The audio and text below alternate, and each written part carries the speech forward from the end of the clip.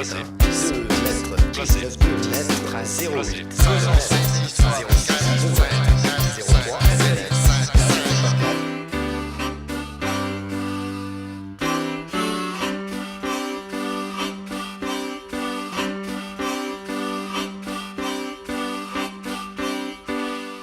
Quand on évoque les problèmes des éducateurs et des enseignants aujourd'hui, on parle souvent de ces enfants qu'on ne contrôle pas ou qui ne se contrôlent pas. Ils se lèvent pour aller boire quand ils ont soif et puis ils reviennent en ayant cassé un carreau. Quand ça ne les intéresse pas, ils se mettent à crier, ils jettent leur trousse sur la tête du voisin. On a le sentiment qu'ils sont tout entiers dans l'acte, qu'ils sont dans le passage à l'acte immédiat, qu'ils ne réfléchissent pas. Ce problème n'est pourtant pas un problème nouveau, c'est un vieux problème de la pédagogie. Et un homme comme Janusz Korczak, un pédagogue polonais qui, parmi bien d'autres choses, a été celui qui a imaginé le premier les droits de l'enfant, s'est trouvé confronté à ce problème-là. Il a élaboré des méthodes pédagogiques pour précisément aider les enfants à surseoir à leur propre violence et à être capables de se doter d'une véritable volonté réfléchie. De son vrai nom, Henry Goldschmidt, il naît en 1878 dans une famille juive polonaise aisée. Son père était avocat. Lui-même devient médecin et se met à écrire des pièces de théâtre sous le pseudonyme de Janusz Korczak. Très tôt, il se passionne pour les enfants et devient un pédiatre à la mode. Pourtant, à 34 ans, il abandonne vite une carrière qui lui aurait été facile et monte un orphelinat en 1912 pour les enfants juifs en difficulté. En 1919, il ouvre un autre établissement pour les enfants d'ouvriers polonais. Dès lors, il va se consacrer à ces orphelinats qui recueillent ce que l'on appellerait aujourd'hui les enfants des rues. Mon père était médecin, mais il a connu Korczak. Ils sont devenus très proches un pour l'autre. Et Korczak, avec son regard bienveillant, il savait comment se prendre pour ses enfants. Oui. C'était des gosses agités, même des petits malfrats.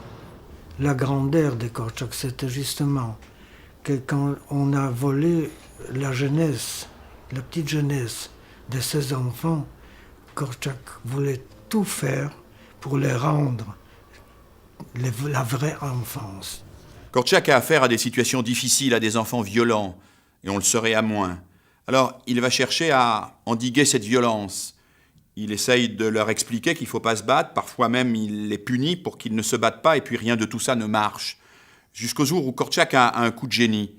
Un coup de génie qui est fondateur à la fois de la pédagogie, mais bien au-delà, peut-être même de la démocratie. Il leur dit, écoutez, vous avez le droit de vous battre, vous avez le droit de vous taper dessus, mais à une condition.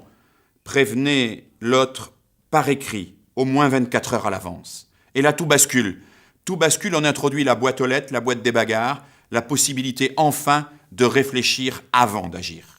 Eh madame, C'est thermique. je peux faire ça, je la mets là, comme ça tient et j'en prends une.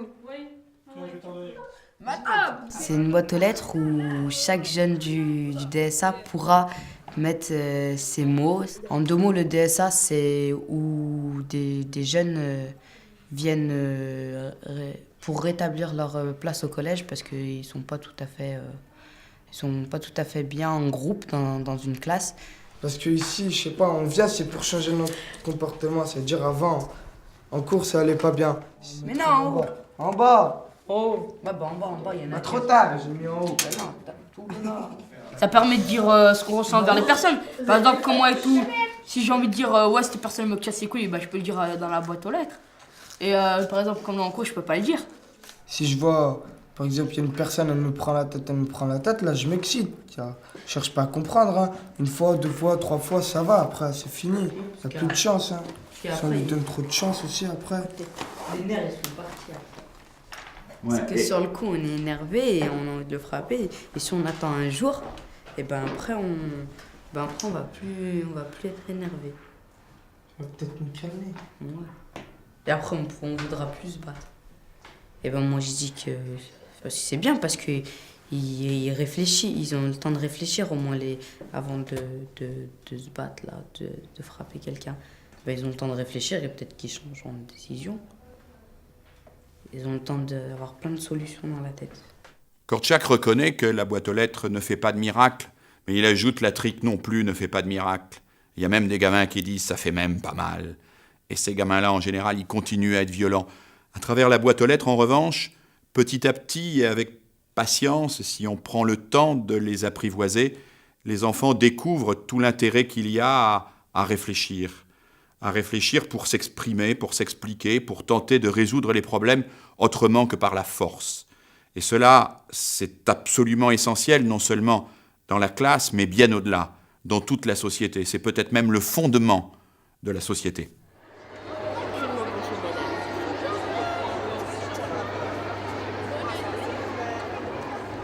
Il y a bientôt 23 ans que je laisse écrire les gens, parce qu'après avoir été écrivain public pendant un certain nombre d'années et avoir écrit toutes les lettres qu'on m'a demandé d'écrire, j'ai pensé qu'il valait mieux que les gens écrivent leurs lettres eux-mêmes. Donc je suis devenue éveilleuse d'écriture et maintenant je les laisse écrire au lieu d'écrire à leur place. Il n'y a pas très longtemps, dans une banlieue, je suis allée faire écrire des jeunes qui avaient brûlé la maison de quartier. Leur première volonté d'écrire, c'était de la violence. Alors je leur ai dit, on va écrire ça. Et effectivement, quand on se trouve face à un papier, face à soi-même et un objet d'écriture qui ne permet pas de balancer ce qu'on pense, mais de l'écrire de façon intime, on est beaucoup moins violent et on écrit des choses fortes et intenses, mais pas forcément vulgaires ou dérangeantes, mais des choses qui peuvent être lues. Et après avoir écrit tout ça, ces jeunes m'ont dit, maintenant que tu es venu, on ne peut plus faire les cons comme avant. Alors j'ai dit, ah bon, pourquoi donc? Et il m'a été répondu, parce que maintenant on est inscrit dans la cité. Et j'ai dit, oui, maintenant vous avez des droits et des devoirs. Donc vous êtes reconnus par vos prénoms, parce que vous avez écrit, on peut vous rencontrer, vous lire et vous répondre. Alors qu'avant on disait, c'est la bande des fouteurs de feu du fond de la rue. Alors tu veux de la cire rouge, verte ou bleue?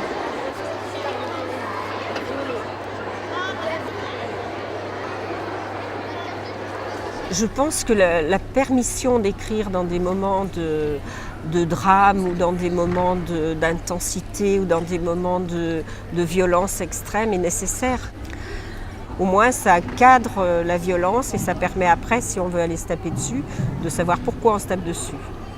Korczak ne bascule jamais dans l'angélisme. Il vit entouré de la violence, d'une violence terrible. Il sait que la violence existe, qu'elle existe même entre l'éducateur et l'enfant, qu'elle existe entre les enfants eux-mêmes, entre les enfants et la société. Il pense que cette violence peut devenir moins inhumaine à condition de la penser, à condition de se donner les moyens pour la réguler. Et la boîte aux lettres fonctionne comme cela, le recours à l'écrit fonctionne comme cela. Et puis il invente d'autres dispositifs, une gazette, un tribunal, une négociation des notes. Korczak est le premier parmi les pédagogues à négocier la note. L'élève propose une note et puis on en discute. Donc Korczak a appelé ses deux principales œuvres, l'une « Comment aimer un enfant », l'autre « Le droit de l'enfant au respect ». Je crois qu'il y a dans ces deux titres toute la pédagogie de Korczak. Aimer véritablement un enfant, c'est pas en faire un enfant roi, pense Korczak. C'est en faire un enfant que l'on respecte, c'est-à-dire qui nous respecte et dans un respect réciproque qui construit un peu plus d'humanité. Le véritable héritage de Korczak, il est là. Il est dans ce respect de l'enfant qui est en réalité le respect de l'humain dans l'enfant. Contre bien des habitudes, bien des pesanteurs et souvent contre les institutions elles-mêmes, certains se revendiquent aujourd'hui encore de l'héritage de Korczak. Ils se battent aussi pour faire reconnaître la dignité de tous. Des jeunes délinquants, des jeunes handicapés.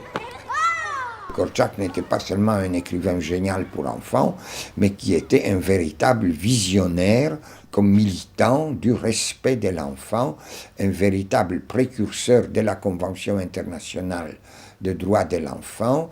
Et pour lui, les enfants n'étaient pas seulement des êtres en voie d'évolution, n'étaient pas seulement les futurs adultes, donc des êtres de manque, mais ils étaient des êtres humains de plein droit, une minorité opprimée, et Korczak aimait les comparer aux femmes, aux ouvriers et aux peuples coloniaux.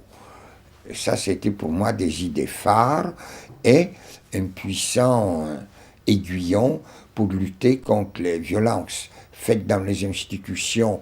Il y a 3 ans, donc, en 1997, enfin, le ministère des Affaires sociales, la DAS, a décidé de créer une commission ad hoc et nous avons sorti, là, en février 2000, un manuel à l'usage des inspecteurs, des médecins de santé publique, etc., pour lutter contre les violences institutionnelles, pour accompagner les institutions, pour éviter les dérapages. Je suis très heureux de constater que le nom de Korczak figure à plusieurs reprises dans ces petits bouquins.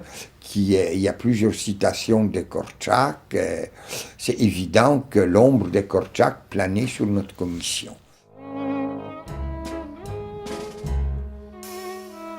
Korczak connaîtra une fin tragique. En septembre 1939, les nazis envahissent la Pologne. En octobre 1940, ils ordonnent la création d'un ghetto juif à Varsovie. Korczak y transfère son orphelinat. Il y accueille alors de nouveaux enfants. On offre au vieux docteur la possibilité de s'exiler, mais il refuse d'abandonner ses orphelins. C'était le 5 août 1942, le matin, à 10h, c'est mon père qui m'a dit la veille qu'on parle déjà de déportation de l'orphelinat. Alors je me suis précipité très tôt. J'ai déjà vu les enfants et à cette époque c'était justement à peu près 200 enfants avec lui. Et lorsqu'il a commencé à marcher, j'étais à côté de lui. Il murmurait « Pourquoi ?» C'est un seul mot. Il n'a regardé ni à gauche ni à droite, mais il a marché lentement. Et d'abord les enfants montrent dans les wagons. Korczak se retourne et me donne encore le signe avec la main. Et là. Et il a disparu dans les wagons. Alors, je me suis retourné